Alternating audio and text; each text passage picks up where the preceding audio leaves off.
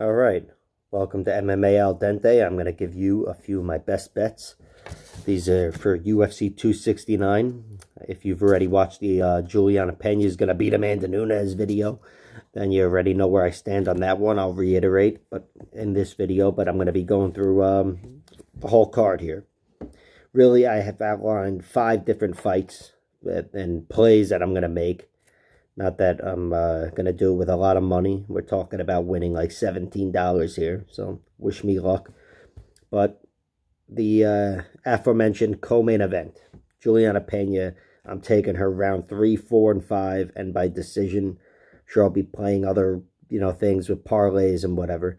I see a lot of value in Juliana Pena. Stylistically, I think this is a very not favorable matchup, but as favorable as it will ever get for one of Amanda Nunes' opponents. And trust me, this girl's never been knocked out, never even really been rocked. She's a dog, and she's a wrestler and a heavy grappler. She took it to Jermaine Durandamy, and she succumbed to a submission. There won't be any mid-fight submission in this fight. It might happen early on, round 1 if she loses, but I don't see Amanda finishing her after round 1. I see the fight turning in Juliana's favor. So you can get rounds 3, 4, and 5, as far as I can see, at plus 3,300, which is winning 3,300 for $100. Not bad. It's fucking great. And I really think that's her most likely way to win, would be a finish inside of the last 3 rounds. So if you're going to play anything with Juliana Pena, put some down on that. Not a whole lot, not much of your bankroll, certainly not if you don't believe in it, but I'm telling you there's value there. Also, I see value on the Schnell-Perez under 2.5 rounds for Schnell and Perez is plus 130. You've got to jump on that. These guys just fill each other's holes. That's fucking whatever. All right. Ignore that. But, they're filling each other's gaps. That's no better. But whatever. Fucking Schnell can submit Perez. Perez can knock out Schnell. Perez isn't Mr. Knockout himself, but he's good enough and competent enough. And, we've seen it inside the UFC, at the UFC level. He's good enough to put Schnell out. Now, I think Schnell, there could be some value on Schnell via decision, too. Just to hedge your bet from the under. Schnell winning a decision, even a small bet on that will yield great results. Great, it's at steep odds for Schnell. So that's my play there. But really, under 2.5 rounds. Perez is, I don't know his losses, but I know the majority of them are via submission. I think he's got 6 losses. 5 of them are via submission. Matt Schnell is a submission artist. And if this fight hits the floor, I see it ending. Even a ground and pound knockout for Perez. But I'm very comfortable in this fight ending. Plus 130, you've got to jump on that. It's Wednesday. I expect it to drop. What else we have here?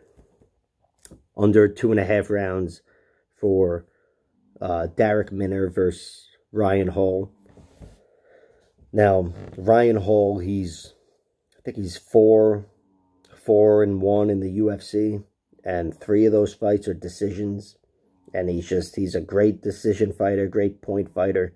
He's not going to have the opportunity against Derrick Minner. Derrick Minner brings the fight to him. In fact, I don't even know I haven't seen these odds available, this prop available, but if there's a prop for Derrick Minner via submission, and you can get that at incredible odds, play that.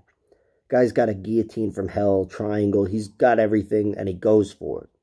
I don't know if he'll be going for it this time.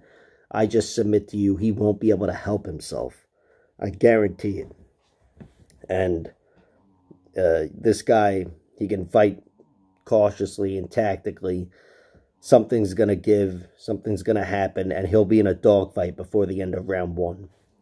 Now, this guy is a guy who lives by the submission and dies by the submission. On paper, a submission is impossible against Ryan Hall, and that just spells late first round submission defeat against Hall. That's what I expect. I expect Hall to get a submission in round 1, if not round 2.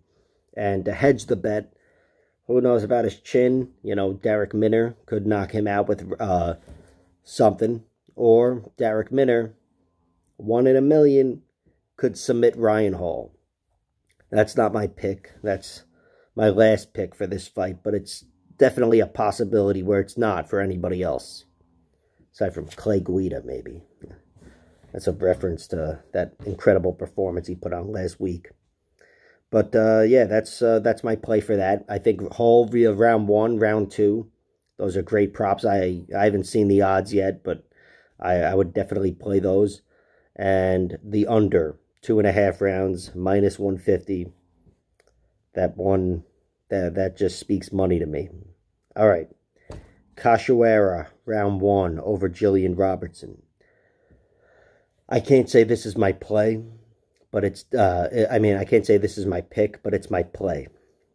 You know, I will hedge with Gillian Robertson via round 3 finish, maybe round 2, but Cachoeira round 1. If she wins, it's a round 1 knockout. Mark my words. And, again, I'm not picking her. She's at very long odds, but I'm absolutely betting on her. Give it a shot.